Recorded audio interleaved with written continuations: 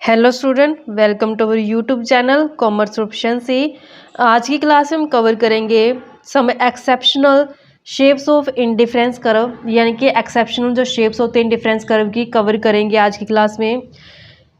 इससे पहले वाली क्लासेस में हमने इस टॉपिक को रेगुलर तरीके से कवर किया हुआ है। अगर अभी तक आपने लास्ट वीडियो नहीं देखिए ताकि आपकी स्टडी में कंसिस्टेंसी बनी रहे। अगर अभी तक आपने मेरे चैनल कॉमर्स प्रोफिशिएंसी को सब्सक्राइब नहीं किया, सब्सक्राइब कीजिए ताकि जब भी मैं न्यू वीडियोस अपलोड करूं सबसे पहले नोटिफिकेशन आपके पास जाए, आप वीडियोस को सबसे पहले देखें और आपकी स्टडी बूस्टअप हो।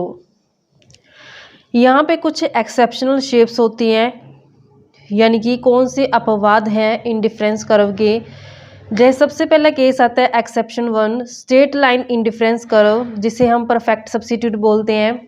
परफेक्ट सब्स्टिट्यूट का मतलब क्या होता है कि जब दो गुड्स एक दूसरे के सब्स्टिट्यूट में होती है, यानी कि एक अगर अवेलेबल नहीं हो रही है उसकी जगह हम दूसरी गुड्स का यूज़ कर लेते हैं तो उसे परफेक्ट सब्स्टिट्यूट बोलते हैं।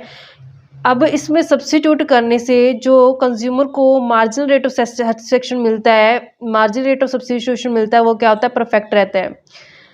यानी कि जब marginal rate of substitution perfect है तो उस कारण से जो इंडिफरेंस कर्व का शेप होगा वो क्या होगा, स्ट्रेट लाइन होगा।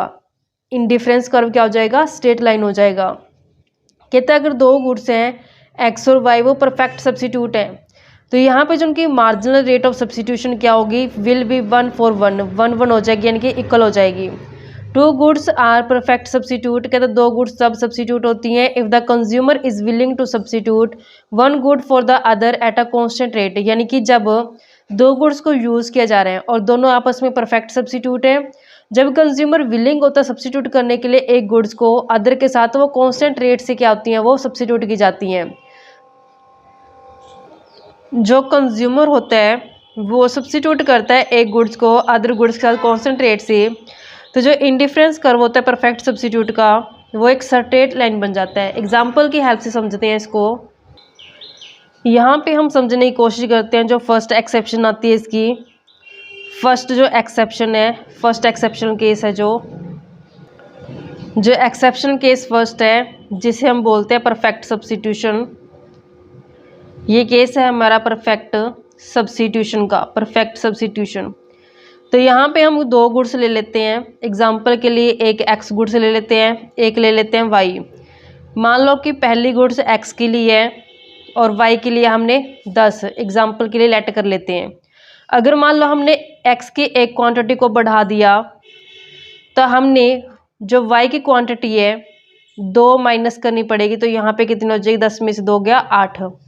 ऐसे हम मान लो कि एक क्वांटिटी और बढ़ा देते हैं इसकी, तो 2 से हमने 3 कर दिया, तो हम 8 में से 2 और माइनस करेंगे तो 6 हो जाएगी इसकी। क्योंकि अगर एक एक्स की कम्युनिटी को बढ़ा रहे हैं तो वाई की कम्युनिटी को क्या करना पड़ेगा, हमें सेक्रीफाइस करना पड़ेगा, जिससे कंज्यूमर का सेटिस्फेक्शन लेवल क्या रहे, सेम रहे। अब ऐसे अगर मान लो एक क्वांटिटी और बढ़ा दी जाती है तो यहाँ से 2 और कम करनी पड़ेंगी, तो हमारे पास कितना आ जाएगा, 4 आ जाएगा। तो यहाँ पे जो मार्जिनल रेट ऑफ सब्स्टिट्यूशन कितना जा रहा है, 1 के ऊपर, यहाँ पे 1 के ऊपर 2, फिर नेक्स्ट ऐसे 1 के ऊपर 2, फिर ऐसे 1 के ऊपर 2। तो यहाँ पे जो मार्जिन रेट ऑफ सब्स्टिट्यूशन क्या जा रहा है, कांस्टेंट जा रहा है, यानी कि सेम रेट से क्या हो रही है, ये सब्स्टिट्यूट की जा रही है एक कमोडिटी दूसरी के साथ। तो यहाँ पे जो कंज्यूमर है उसका जो सेटिस्फेक्शन लेवल है उसमें कोई चेंज नहीं आ रहा। Substitution, margin rate of substitution same है, जिस कारण से कंज्यूमर का सेटिस्फेक्शन लेवल भी क्या रहेगा, सेम रहेगा। तो अगर हम इसका डायग्राम बना के देखें तो किस तरीके से इसकी शेप बनेगी, जैसे हमने एग्जाम्पल लिया था उसी एग्जाम्पल के बेस पे हम डायग्राम बनाते हैं। यहाँ हमने वाई एक्सिस ले लिया है जिसका डाटा हमने 10 तक लिया था। एक्स एक्सिस यहाँ पे ले लेते हैं हम एक्स कम्युनिटी को, जिसका डाटा हमने मैक्सिमम 5 तक लिया है, तो 1 2 3 4 तक लिया, तो यहाँ पे 4 तक ले लेते हैं। जो फर्स्ट कॉम्बिनेशन यूज़ किया गया था जहाँ पे हमने एक्स कम्युनिटी की 1 और वाई कम्युनिटी की 10 क्वान्टिटी का जो यूज़ किया गया था, तो यहाँ पे जो मार्क किया जाएगा, फर्स्ट जो मार्क आएगा वो यहाँ पे आ जाएगा हमारा, ये वाला नंबर आ जाएगा। इस तरीके से हम यहाँ पे मार्क कर लेते हैं। फिर हमने एक्स कम्युनिटी की 2 और वाई की लिए 8, तो एक्स की 2 और वाई की 8, तो हमारे पास नेक्स्ट कॉम्बिनेशन आ जाएगा यहाँ पे। नेक्स्ट एक्स की 3 है और वाई के 6, तो यहाँ पे एक्स की जगह 3 और वाई की जगह हमने कितने ले लेने, 6, तो नेक्स्ट मार्क हमारा यहाँ से पे आ जाएगा। नेक्स्ट हमने x की 4 और y की भी कितनी ली है क्वांटिटी, 4 ली है। तो यहाँ पे x की भी 4 क्वांटिटी है और y की भी 4 क्वांटिटी, तो यहाँ पे हमारे पास मार्क किया जाएगा। तो जब हम इसको ज्वाइंट करेंगे तो हमारे पास जो इसकी शेप है वो इस तरीके से स्ट्रेट शेप बन जाएगी इंडिफरेंस कर्व की। तो यहाँ पे इंडिफरेंस कर्व क्या आ जाएगा, मान लो कि 1। अगर मान लो कि ऐसे इंडिफरेंस कर्व का जो ये अप चला जाता है, यानी कि इसका जो साइड है वो इस तरीके से अप चली जाती है, तो ये डिनोट करेगी कि जितना ये ऊपर की तरफ जाता जाएगा इंडिफरेंस कर्व, उतना ही कंज्यूमर का सेटिस्फेक्शन लेवल क्या होता जाएगा, बढ़ता जाएगा। अगर ये कम होता जाएगा उतना ही कंज्यूमर का सेटिस्फेक्शन लेवल क्या होता जाएगा, डाउन होता जाएगा। तो इस तरीके से ये परफेक्ट सब्स्टिट्यूशन के केस में था हमारा कि किस तरीके से हमारा ये जो इंडिफरेंस कर्व का शेप है स्ट्रेट लाइन बनता है। आई होप बच्चों कि आपको क्लियर हो गया होगा। नेक्स्ट जो हमारे पास बनता है वो बनता है कॉम्प्लीमेंट्री गुड्स के केस में। एक्सेप्शन सेकंड है कि एल शेप बन जाता है जो इंडिफरेंस कर्व है, यानी कि राइट एंगल हो जाता है इंडिफरेंस कर्व, लेकिन ये परफेक्ट कॉम्प्लीमेंट के केस में होता है। परफेक्ट कॉम्प्लीमेंट केस में क्या होता है कि कॉम्प्लीमेंट का मतलब होता है कि जब दो गुड्स एक दूसरे को कंप्लीट करती हैं तो उसको बोलते हैं कॉम्प्लीमेंट्री गुड्स। कहते हैं कि अगर केस है परफेक्ट कॉम्प्लीमेंट का तो यहाँ पे जो इंडिफरेंस कर्व है वो एल शेप का हो जाएगा, यानी कि राइट एंगल बनाएगा। परफेक्ट कॉम्प्लीमेंट ये वो गुड्स होती हैं जो हमेशा कंज्यूम की जाती है फिक्स्ड प्रोपोर्शन में, यानी कि इकट्ठी ही इस्तेमाल की जाएंगी, फिक्स प्रोपोर्शन के अंदर इस्तेमाल की जाएंगी। जैसे यहाँ पे एग्जांपल लिया गया लेफ्ट और राइट शूज़ का, तो ये दूसरे के क्या है, एक दूसरे के परफेक्ट कॉम्प्लीमेंट है।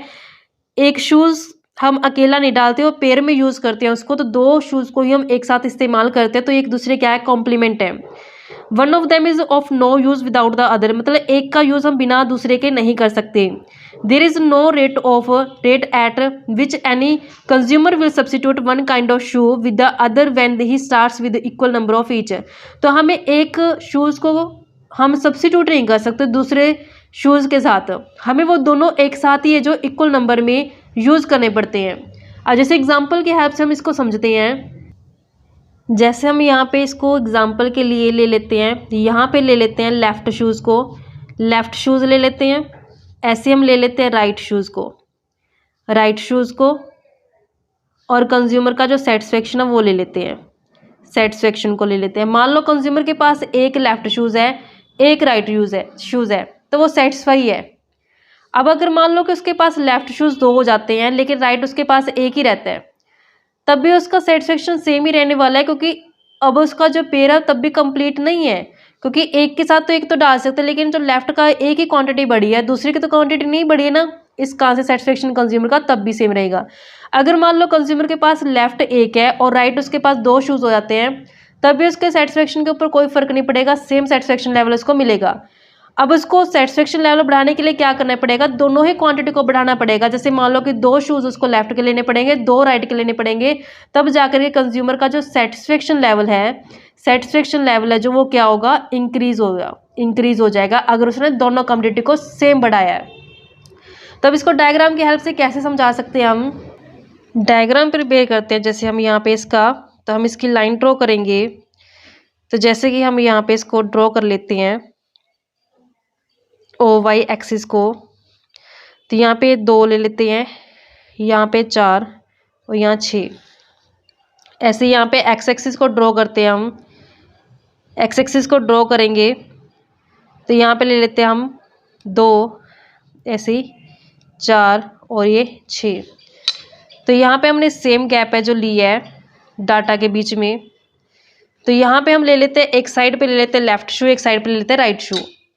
तब यहाँ पे हम ले लेते हैं, मान लो कि लेफ़्ट शू ले लेते हैं, लेफ़्ट शू, और यहाँ पे हम ले लेते हैं राइट शू। तो यहाँ पे हम इसको मार्क करते हैं 1 2 1 2। हमने देखा कि जो फर्स्ट कॉम्बिनेशन हमने बनाया था, एक ही हमारे पास लेफ़्ट और एक ही राइट है, एक लेफ़्ट है एक राइट है, तो हमारे पास ये बन जाएगा कॉलम। इस तरीके से हमारे पास ये बन जाएगा, एक ही लेफ़्ट है और एक ही हमारे पास राइट है। फिर नेक्स्ट हमने देखा था कि अगर लेफ़्ट 2 कर दिए गए हैं, लेफ़्ट शूज़ अगर बढ़ा के 2 कर दिए गए, लेकिन हमने देखा कि राइट शू सिर्फ एक ही है, तो यहाँ पे इस तरीके से बन जाएगा, इसका शेप है जो इस तरीके से हमने सिर्फ एक शूज़ का जो बढ़ाया है। नेक्स्ट कॉम्बिनेशन में फर्स्ट कॉम्बिनेशन ये बनाया, सेकंड कॉम्बिनेशन हमने ये बनाया, थर्ड में अगर लेफ़्ट 1 है, लेफ़्ट की जगह मैंने 1 ले लिया, लेकिन मैंने राइट को क्या कर दिया, 2 कर दिया, तो राइट को क्या कर देना, 2 कर देना है। तो यहाँ पे हमने इसका कॉम्बिनेशन बना दिया। तो इस तरीके से पॉइंट आ गया। अब यहाँ पे कंज्यूमर को सेम सेटिस्फेक्शन लेवल मिल रहा है, जब तक सेम सेटिस्फेक्शन लेवल मिलेगा उसको, जब तक वो क्या कर रहा है, सिर्फ एक प्रोडक्ट की क्वांटिटी को बढ़ा रहा है, यानी कि सिर्फ एक ही क्वांटिटी को बढ़ा रहा है, दोनों क्वांटिटी को नहीं बढ़ा रहा। जैसे उसने दोनों क्वांटिटी को बढ़ाया तब जाके उसको सेटिस्फेक्शन लेवल है जो मैक्सिमम मिलेगा। यानी कि हमने ये पॉइंट नहीं दिखाना, हमने सिर्फ ये वाले पॉइंट दिखाने हैं कि कब इसका एल शेप में बनेगा। तो जब वो सेम सेटिस्फेक्शन ले रहा है कंज्यूमर, तो उसको सिर्फ एक ही क्वांटिटी का जो बढ़ा रहा है, दोनों क्वांटिटी को नहीं बढ़ा रहा है। तो यहाँ पे जो स्कांसिस की जो शेप बनेगी, अगर मैं इसको हाईलाइट करके दिखाऊँ आपको, तो जब हम इसको हाईलाइट करेंगे तो इसकी एल शेप बन जाती है। जैसे यहाँ पे इसको मैं अगर हाईलाइट करती हूँ तो यहाँ पे इस तरीके से आप देख सकते हो कि ये जो इसकी शेप है वो क्या बन चुकी है, एल शेप बन चुकी है। इस तरीके से इसकी शेप क्या है बच्चों, एल शेप है। ये कब केस होता है हमारा, जब कॉम्प्लीमेंट परफेक्ट कॉम्प्लीमेंट्री गुड्स होती हैं। आई होप कि आपको जो फर्स्ट दो एक्सेप्शनल केस है बच्चों क्लियर हो गए होंगे। नेक्स्ट जो एक्सेप्शनल केस बनता है वो बनता है हॉरिजॉन्टल इंडिफरेंस कर्व। तो यहाँ पे हॉरिजॉन्टल इंडिफरेंस कर्व कैसे बनेगा, कहते हैं good that give zero satisfaction. जब कंज्यूमर को एक गुड है जो जीरो सेटिस्फेक्शन देगी, तब उस केस में जो इंडिफरेंस कर्व क्या बन जाएगा, इस तरीके से हॉरिजॉन्टल शेप में बन जाएगा। तो यहाँ पे जैसे एग्जांपल ले लो, नॉन स्मोकर के लिए, जो स्मोक नहीं करता उसके लिए जो सिगरेट है, सिगरेट की उसके लिए कोई वैल्यू नहीं है। तो यहाँ पे उसके सिगरेट क्या है, जीरो सेटिस्फेक्शन है। तो यहाँ पे सिगरेट जो जीरो सेटिस्फेक्शन देती है नॉन स्मोकर को, तो इसका आंसर इसका इंडिफरेंस कर्व क्या बन जाएगा, ये इस शेप से बन जाता है। यानी कि यहाँ पे ये जीरो को शो करता है, जीरो सेटिस्फेक्शन लेवल को, यानी कि जीरो, ये किसको शो करता है, जीरो को। तो यानी कि जो लोग बीड़ी पीते नहीं है, जो स्मोक नहीं करते हैं, उनके लिए बीड़ी की कोई भी वैल्यू जो नहीं होती। तो यहाँ पे उनका सेटिस्फेक्शन क्या होता है, जीरो होता है, जीरो सेटिस्फेक्शन लेवल। लास्ट में जो हमारे पास बनती है शेप, वो बनती है यू शेप इंडिफरेंस कर्व। कि यू शेप इंडिफरेंस कर्व कब बनता है, तो यहाँ पे इसको हम कह सकते हैं good that give negative utility. यानी कि जब गुड की नेगेटिव यूटिलिटी होती है तो उसका आंसर स्लोप की शेप क्या होती है, इस तरीके से यू शेप बन जाता है। वो एक्सप्लेनेशन कवर करते हैं इसकी, कहते हैं कि जो इंडिफरेंस कर्व होता है वो यू शेप होता है। जैसा कि हमने फिगर में देखा, ये जो फिगर दिखा रही है, कहते हैं अगर फूड है जो नेगेटिव यूटिलिटी देता है एक पॉइंट के बाद, यानी कि जैसे ये पॉइंट है ये सेटिस्फेक्शन तक है और इसके बाद भी ज़्यादा कंजप्शन की जाती है, तो यहाँ पे कंज्यूमर की यूटिलिटी क्या हो जाएगी, एक पॉइंट के बाद नेगेटिव होनी शुरू हो जाएगी।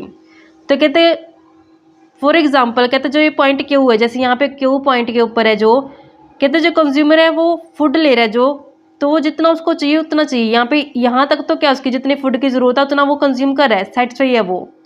लेकिन अगर मान लो कि इस क्यू के बाद भी वो यूज़ करने की कोशिश करते हैं, यानी कि जितना उसको चाहिए तो उसके ज़्यादा उसने कंज्यूम कर लिया जब फूड को, तो इसका रिजल्ट क्या होगा, नेगेटिव होगा। यहाँ पे हम एक पॉइंट को समझने की कोशिश करते हैं कि जैसे ले लेते हैं हम यहाँ पे जो कर्व है, ओ एक्स एक्सिस है ये, और ये ओ वाई एक्सिस है।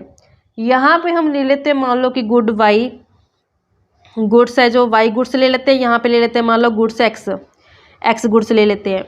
तो यहाँ पे हम एक सर्कल बनाते हैं, इस तरीके से सर्कल बनाते हैं गोल, उसके मिड में एक पॉइंट रखते हैं। इस पॉइंट को बोला जाता है ब्लिस पॉइंट। ये पॉइंट कौन सा होता है, ब्लिस पॉइंट होता है ये, इसको ब्लिस पॉइंट बोला जाता है, जो मैंने राउंड किया ये। इस पॉइंट से मैं एक लाइन ड्रॉ करती हूँ इस तरीके से, तो इस तरीके से मैं इसको लाइन को ड्रॉ करती हूँ, यहाँ पे भी और यहाँ पे भी। ये जो एरिया ये शो करता है कि ये गुड एरिया है, जो ये एरिया ये शो करता है ये बैड एरिया है। इस तरीके से जो ये एरिया ये शो करता है गुड है और ये वाला बैड है। अब यहाँ पे हम देखते हैं कि जो ये एरिया है, इस तरीके से हमारा क्या है, इंडिफरेंस कर्व का शेप इस तरीके से आ रहा है कि जब दोनों ही गुड क्या है हमारे लिए, गुड है। यानी अगर मैं गुड्स एक्स को गुड्स वाई को इस एरिया के अंदर यूज़ करती हूँ कि दोनों ही क्या मेरे लिए गुड है, सिर्फ यहाँ से यहाँ तक की बात की हमने। अगर मान लो कि मैंने गुड एक्स को इस लिमिट के बियॉन्ड इस्तेमाल करना शुरू कर, तो ये एरिया कौन सा बन जाएगा, बैड बन जाएगा। लेकिन गुड वाई क्या है मेरे लिए, गुड है। तो इसका आंसर इसका शेप क्या हो जाएगा, इस तरीके से शेप चला जाएगा ये। अगर मैं इसके ये हिस्से कर देती हूँ तो इस तरीके से इसका शेप क्या बन जाएगा, ये इस तरीके से शेप बन जाएगा इसका। यानी कि जब मेरे लिए मैंने लिमिट से ज़्यादा गुड्स एक्स को यूज़ कर लिया तो मेरे लिए रिजल्ट क्या रहेंगे, बैड रहेंगे। तो इसका आंसर इसकी जो शेप है वो क्या चली जाएगी, ऐसे शेप हो जाएगी। तो जब हम इसको ड्रॉ करने की कोशिश करते हैं, जैसे कि हमें एक्सेप्शनल केस बोला गया कि इसकी यू शेप आती है, तो यहाँ पे अब हम इसको शो करते हैं, तो इसका शेप क्या है, इस तरीके से बन गया, ये यू शेप की तरह बन गया, ये इंडिफरेंस कर्व है जो। तो यहाँ पे हमने देखा था कि क्यू पॉइंट से नोट किया गया है, जब हम यहाँ से यहाँ तक कंजप्शन करते हैं गुड्स को, तब तक तो ये हमारे लिए क्या रहती है, बेनिफिशियल रहती है, बढ़िया रहती है।